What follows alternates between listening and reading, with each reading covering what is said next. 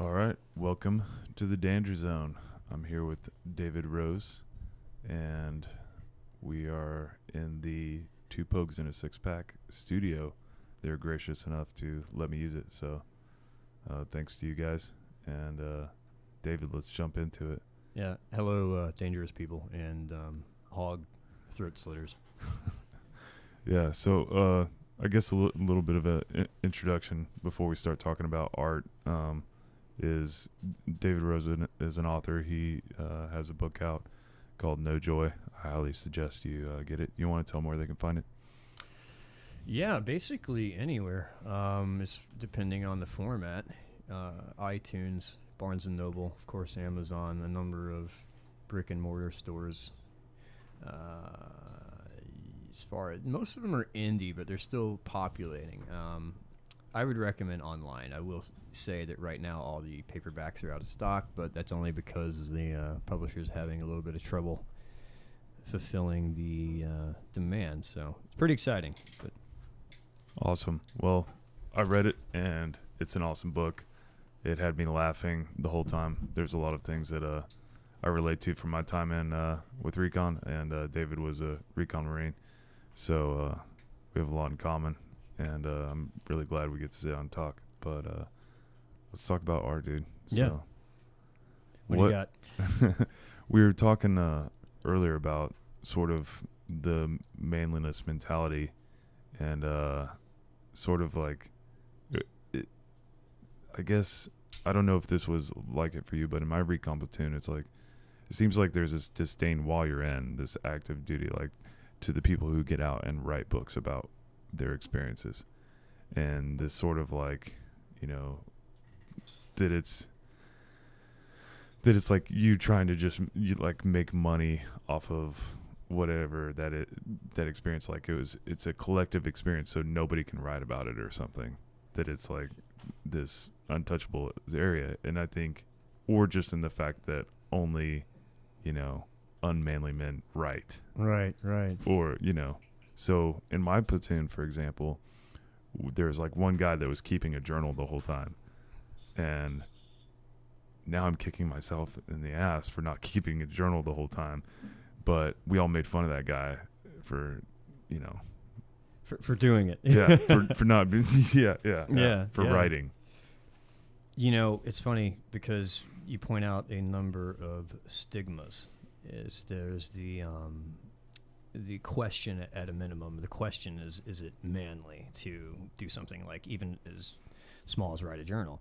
And so there's that, but then there's also, and I'm really glad you bring that up, because I have assumed there would be a day where this bridge would be crossed as far as someone within the community bring the recon community, which prides itself on the slogan you know very well, which is silent professionalism.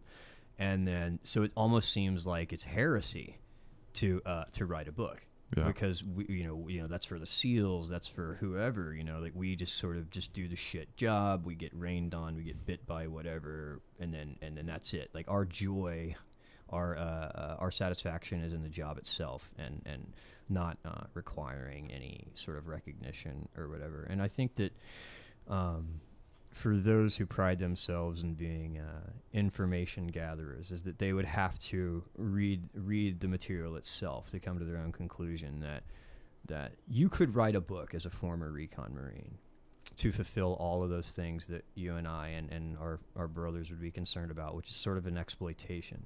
But you could also write a book that is the exact opposite of that. It still fits within the definition of some of our most rugged principles, which is performance over acceptance, and a few others. And that, for me, writing No Joy was not to bask in some sort of stereotypical GWAT book glory, because anyone who's read the introduction knows it's nothing like that. Is that it was actually more of a counterattack to those types of books.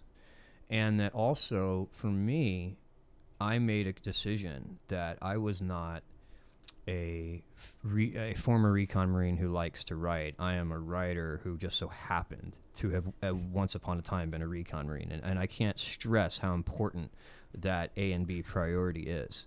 And it wasn't something that happened overnight.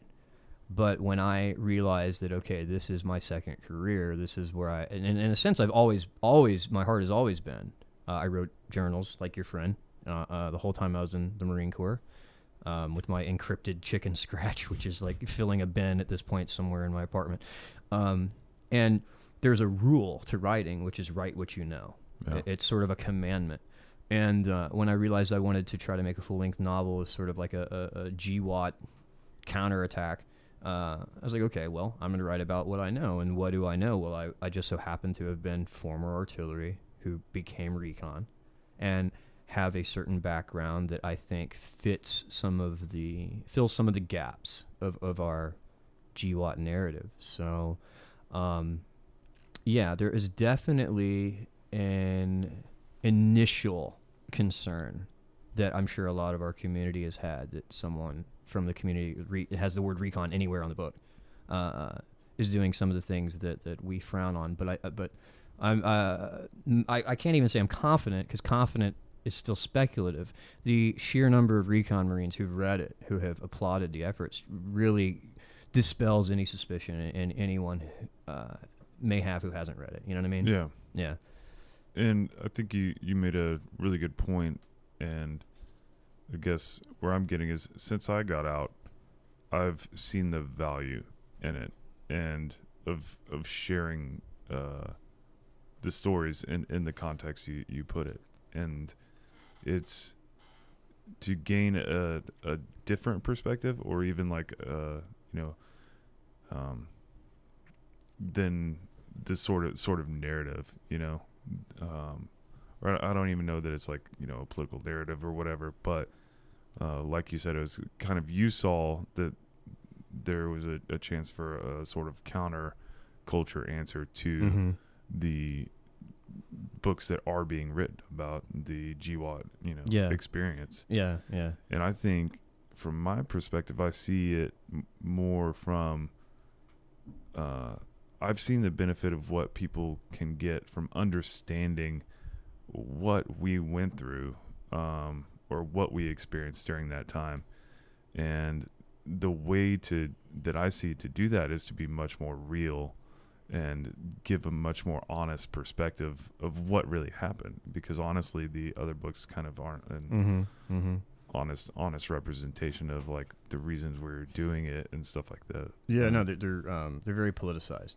Yeah, and whether it be far left, far right, whatever the outdated paradigm it is that if you're going to be extreme in either direction, you're going to at some point have to omit the fact, which we all know, is that we as humans are very complex. And it almost sounds Eastern, if you will, but the good comes with the bad, the highs come with the lows, and that is a far more realistic version of why someone would join, what happened when they were in, and what happened when they were out. And I think something that inspired me more than anything was the Vietnam era of literature. There's a book I saw when I was in artillery. It's weird how certain things like stick in your head, because I actually looked for this book and I can't find it, which is really strange. But there was this book called You Tell My Son, and it was this really weird Vietnam book about a first lieutenant in an infantry platoon, and it was the most bizarre book. It was about his platoon was trying to kill him because they were like raping and pillaging, and like he was not cool with it, and his wife was filing for divorce, and he was like coming down with like fever in the jungle and jungle rot, and it was the most, every angle that this character could have go wrong was, and the cover was just like haunting. This guy like screaming with a rifle, and then okay, so there's that, but then also like the masterpiece movies, Platoon and things, is that you don't have to be patriotic. You don't have to be American. You don't have to be a man or a woman to appreciate a movie like that. It taps into the human experience, right? And that is something that I saw missing with the American Global War on Terror books and movies, and it was sad because it was mean, if you if you give a shit about truth, I guess some people don't. And Oscar Wilde once said, if you're going to tell people the truth, make them laugh, or they're going to want to kill you. Is that there is some, not to play on a pun here, but some truth to that. Is that maybe people don't want the truth, but those that do, which I really believe people who read military books think, that, hey, I want to experience this harsh corner of reality. I'm 16, I can't bench press my own body weight, and I want to know what it's like to be a Navy SEAL sniper. I want to know what it's like to be a Recon Marine or a SARC or an Army grunt or whatever. Is that they don't. I really truly believe that when they buy that book, they want to know the real deal. And I also equally believe that in the past 5-8 years, for a number of reasons, that they haven't really been getting that. So No Joy was essentially just meant to sort of be kind of like some glue, like some chewing gum in the cracks in the dam, Yeah. Yeah. You had mentioned earlier when we were talking, sort of, did you say something about combat mindset or like the way we approach conflict? Like, oof. For those of you who don't know, we just had a rather lengthy and beer-filled podcast. So I almost feel like you need to listen to that prior to this one. A combat mindset, as far as in life in general, or you had mentioned when we introduced each other that something about our mental, the way we approach like gunfights, or well, I mean, is that I thought, I don't know, it's been a long 3 hours honestly. You mean just guys like us, quote unquote, specifically, or I mean, I feel like I'm grasping here. I'm just trying to think. No, I jump in as a producer. Jumping in as a producer. This is Bert from Two Pogs and a Six Pack. No, what I think, I remember a conversation that we were having on the podcast, or the previous episode from that we had. We were talking about trying to grasp the mindset of this kind of being a warrior and this kind of finding your place as a warrior. Is that where you're kind of going with it? Yeah. Where it's how do we, from this kind of generational period, from one generation to another generation, how do we raise this warrior, right? How do we instill in this warrior tradition? How does it fit in with kind of our or even better, like, okay, so who you brought me back on, reeled me back in. Thanks. That's a fucking hell of a producer I'm doing right now. Dude, Two Pogs and a Six Pack. You can find us on YouTube. It's interesting that you mentioned Vietnam and reading Vietnam books, because that's what, me being a guy who knew I was joining the military from being a child. Mm-hmm. I read Vietnam books. I studied Vietnam history books. Like, mm-hmm. that was what I did in my like spare time. Right. And I was absolutely fascinated with it. And Vietnam was a very different war in the sense that, you have a very different support from, America as a country. There, they have the introduction of people being able to see what's happening sort of on the TV. Yeah, that's a big thing about Nam, is that the public got to see for the first time. Yeah. And then we're sort of like the children of that in a sense. Yeah. I mean, this reminds me of a conversation I've had with my roommate, actually. He's 2 tours in the GWAT as a recon sniper, but he doesn't give a rat's ass about, he couldn't tell you the difference between Sunni and Shia, but he knows everything about Vietnam. It's peculiar. And we have talked about many times the comparisons and contrasts of the Vietnam War and then the GWAT. And it's funny because like the Vietnam War was the first time that the public was exposed, like video footage and stuff like that in real time, and they got to see the gruesome realities of war, if you will. That was, I think, a quote from the Marine Corps Times. And the gruesome realities of war are not just somebody with their head shot into pieces. It can also be some other things, the way that people are dehumanized. Mm-hmm. And I remember when those snipers pissed on the Taliban, and people who thank you for your service and say that the military is the best and the brightest and all this garbage, they immediately turned on them. Oh, that's not representative of the military. Yeah, that's immoral. And I was like, I disavow that. Are you kidding me? We put flying hot projectiles through someone's innards, and and like that, and then the person pisses on someone, this, that, and the other, and that's what you flip out about. Do you not realize what happens over there? Which they don't. And that's where the similarity lies. Is that when the public gets to actually see that there are aspects to war that are not just the Saving Private Ryan, Tom Hanks, you know what I mean? Like when there's stuff that challenges your moral code, that they become thoroughly unhinged. But my friend has a theory that I've sort of adopted, is that while people spat on Vietnam vets in the States, almost like this sort of cultural long memory of like, okay, we're going to go the opposite direction this time. So instead of, and we're not even talking about the fact that there was a draft involved, but the fact that, these people got spat on and they were very hostile towards these people, that, okay, for the GWAT, we're going to go the opposite. Sort of like the first child that's over-disciplined and the fucking little brother that gets away with murder. I don't know if that was your case with you with you and your brother. I know you're a younger brother, but my sister was 5 years younger than me. And me, if I didn't finish my vegetables, it was, like the mother and Carrie, but my sister could freaking, date fucking Suge Knight at 15, and it didn't matter.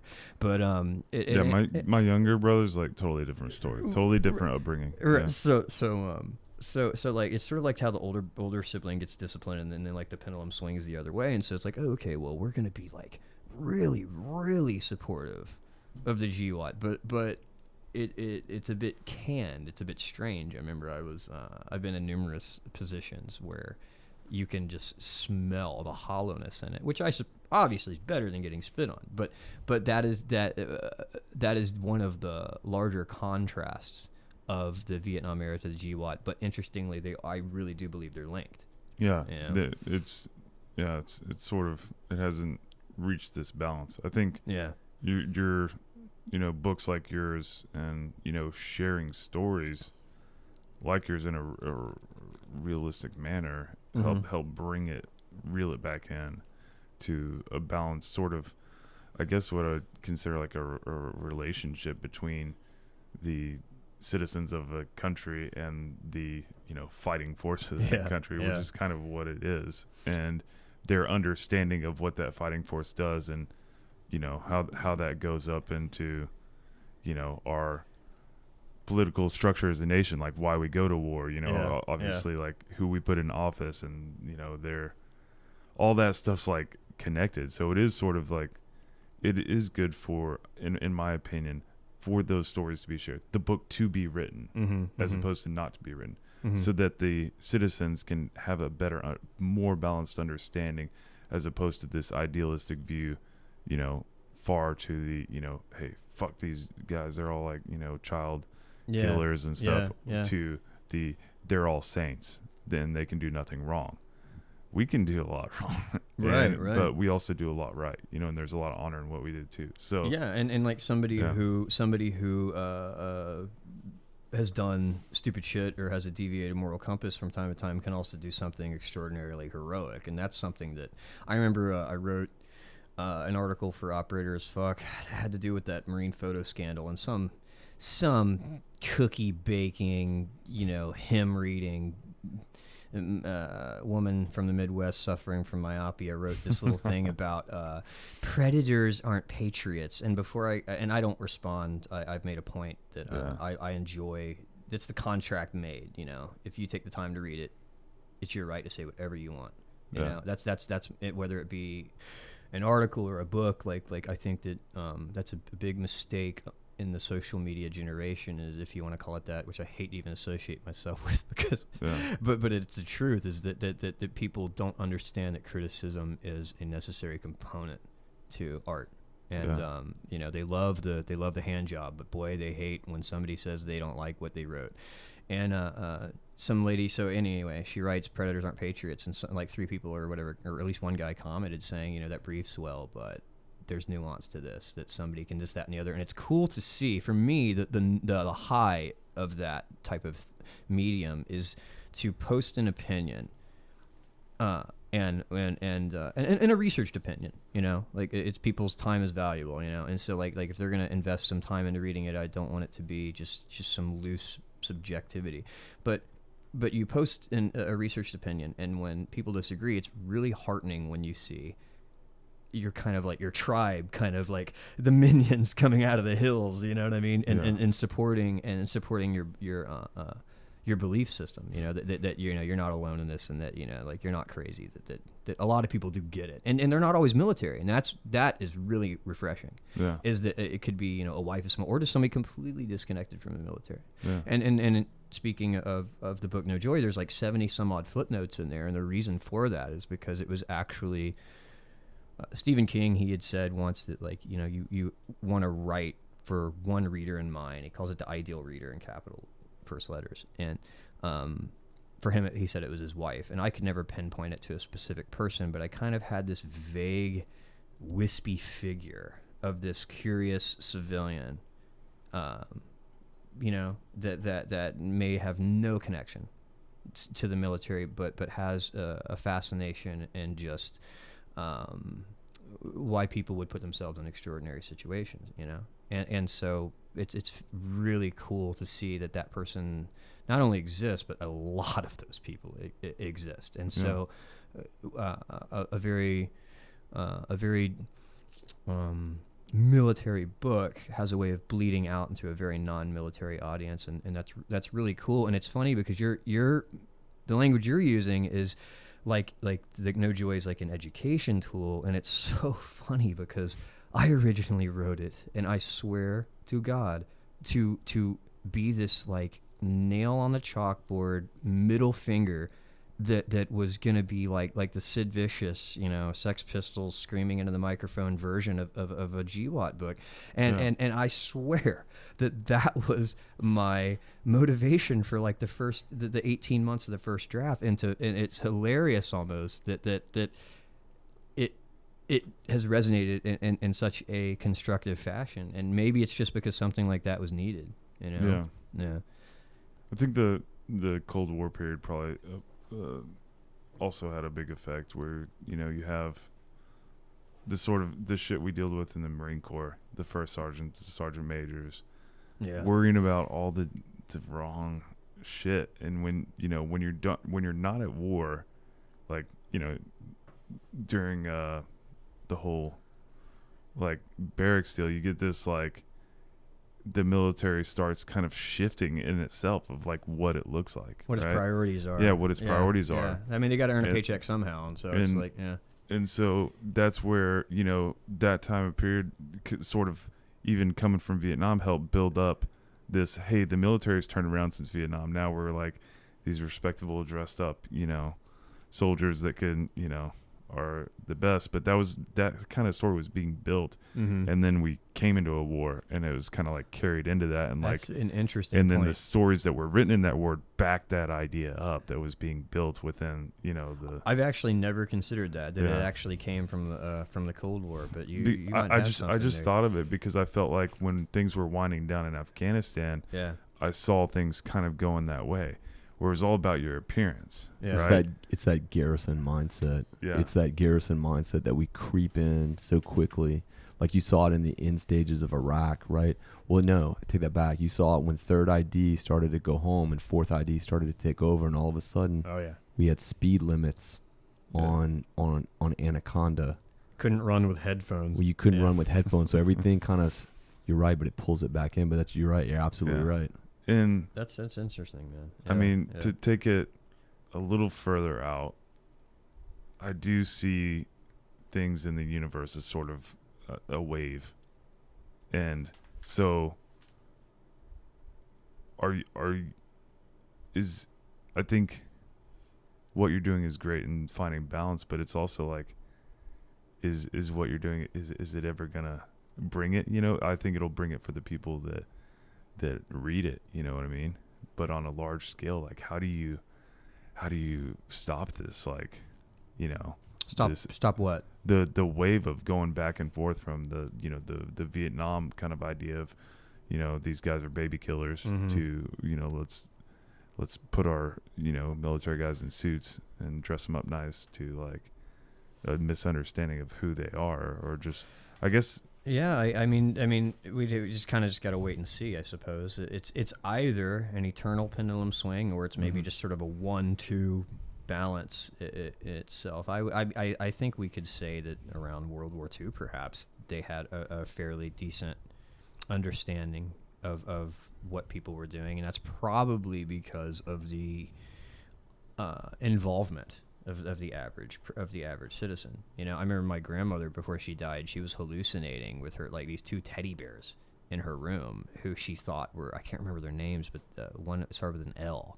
that were the 2 boys from her high school that she was probably like a junior and they were a senior, and then she was a senior, and they went to World War II and they died, and they made an announcement in the school, and so like granted, yes, that happened in Iraq and Afghanistan, but the sheer numbers is that like there's very few people who don't have grandparents in the United States who can't tell a story like that. Yeah. The sheer obligation of involvement, I think, gave people a perspective. But then again, they didn't have the GoPros and things like that. So that entire theory can be completely turned on its head. So I don't know, maybe this just really isn't something we could project. It would be just a matter of waiting and seeing. But I would, if you look towards history, maybe probably the most accurate answer is that a civilian population detached from its military will never have an accurate understanding. And it will be this eternal pendulum swing. And maybe in some sort of weird evolutionary purpose that's beneficial for a society, is that there's this sort of disconnect that, you have the martial arm, then you have the settling arm that, churns the cheese and pops out the kids, you know what I mean? And in some weird way that population thrives. It's like the ebb and flow of the collective consciousness of the country, right? And then the tide comes in, the tide goes out, right? And it's that collective memory that the populace can hold on to. But just like the military, when the NCO leaves, who has the war experience, so thus leaves the knowledge of combat, right? Mm-hmm. Yeah. Yeah. It's I find myself like, as we're talking about, I'm just like, it seems like this thing that you can't like fully grasp, or just like, if you try and like bring it into a certain spectrum or box, like it just doesn't, you can't fit it in there, or you can't like just like put your finger on like, this is what it is, Yeah. But, and you would think with being in war as long as humans have been, fighting over, who's going to eat that piece of chicken, that we'd have a better understanding of it. But maybe as we're progressing, we are, in a sense. The way we, with the internet and people having access to your book, or just other stuff, is... I appreciate that, but that's pretty pretty grand. Yeah, I've also joked that the sheer amount of VA disability compensation has now ended all world wars, because the United States will never populate another war again because of how expensive the GWAT has been. So it might actually be the VA that has ended mass conflict in a very roundabout way. Yeah, the VA, man. It's I think it's we were talking earlier about people that constantly complain, and when they are getting taken care of, in a sense, Mm-hmm. And I guess my argument is like, people shouldn't be quiet about the problems that are happening, but try and articulate a problem solution format where we're actually like making progress and not just like screaming and like banging our hands on the table. I need you to talk to my girlfriend, because that's exactly what I've said. Is it like, you can bitch at me, but just be constructive about it. You know what I mean? It's like, I appreciate the emotion, in fact, but for the Christ's sake, there has to be it has to be solution based. Yeah, and I think there is kind of a plague in the veteran community right now of like just people bitching. Yeah, about everything. Yeah, and but you know what, though, guys, I think there's something you have to remember, is that what we call bitching is 99% what we see on social media. This is very important to remember, is that we are the first generation to have it. Smedley Butler, who is heralded and regarded in boot camp as, like a part of like the 100 and some odd Marine Corps questions that recruits are taught about, like who's won the Medal of Honor twice, this, that, and the other. And if I got that wrong, it's because I've been out a long ass time and I've been drinking beer with these gentlemen. So we'll edit it out. Which is a complete lie. At any rate, anyway, Smedley Butler, when he retired, he ended up saying some rather anti-American things about being a racketeer for the Rockefellers and things like that. I don't think that's anti-American personally, but people nowadays certainly would. If that man would have had a Twitter page 100 years later, he would not have been remembered the way he is now. So it's the level of nagging and diversity is not any more now than it ever has been. It's just that there's merely a platform for it. And so it's like and I'm talking to myself, Dan, because it drives me nuts, and I'm giving myself some medication on that, because it's like I don't think the discontent is any more. It's probably less than it was 30, 40 years ago, maybe, but it's just the fact that now somebody can sit up on their hind legs and they find that the disposable thumb has finally detached itself and their orangutan hair has fallen off, and they can articulate a hateful sentences that they have the power to do so now. So it's it is what it is. It's social media, like any innovation, is a double-edged sword. Dude, I'm done. I'm fatigued as shit, and we have another podcast. I'm gonna need to wrap this one up, dude. This sucks. I wish we could do like, we're gonna have to do another podcast, I think. Sure. Whether I like call you in on Skype or something. Yeah, man. Yeah.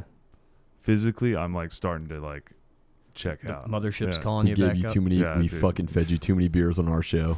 Yeah, we fed you way too many fucking beers on our show. Well, yeah, man. Especially if you got another gig. Yeah. Dude. So, but I do. Dude, I'm done. Like, yeah. I'm done. I can't even close it out properly. Fork in it. All right. Hey, it's dude, cool. I guess it's important to know when to call it. When to hold them and when to fold them. Do you want me to try to close? Yeah, you can wrap it up, dude. Seal the deal. All right, let me see what I can do here. Ring it in. Okay, so I heard of Dan Brown through his book, The Da Vinci Code. I mean, no, wrong guy. I saw this guy fucking jump out of the helicopter and kill a pig with like a goddamn pocket knife, and I was forever a fan. And, we had spoke a tiny bit on Instagram. And I'm honored to be on his podcast. I'm excited to see how this turns out. And yeah, I'm here shamelessly peddling my wares. If you're interested in a book that doesn't have God, family, whatever the hell the slogan is as the motto, and talks a little bit more about the sex, drugs, rock and roll that motivated those that used to and still carry the rifle, I would not hate it if you checked it out, but if not, it's cool.